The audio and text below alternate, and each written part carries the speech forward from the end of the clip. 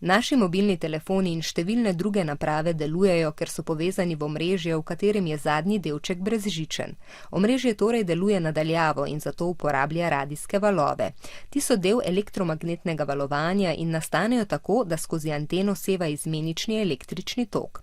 Valovi lahko potujejo z nižjo frekvenco, to pomeni, da je razdalja med dvema valoma daljša, ali pa z višjo frekvenco, to pomeni, da je razdalja med dvema valoma manjša.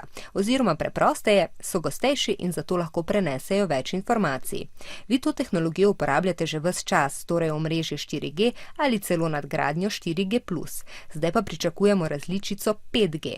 To omrežje bo omogočalo izjemno hiter internet za več uporabnikov, ki se bodo lahko povezovali na različne načine. Zdaj recimo od vašega dotika na telefonu do začetka nalaganja strani ali videa v omrežju 4G mine desetinka sekunde.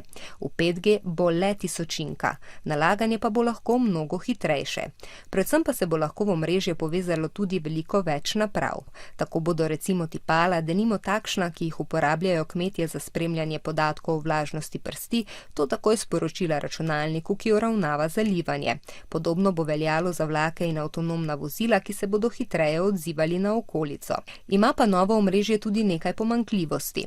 Valovi tehnologije 5G bodo v mestih potovali bolj na gosto, torej z višjo frekvenco, zato se bodo naprave lahko povezovale le, če med njimi ne bo ovir, na primer zidov. Za delovanje omrežja bo potrebnih več manjših oddajnikov.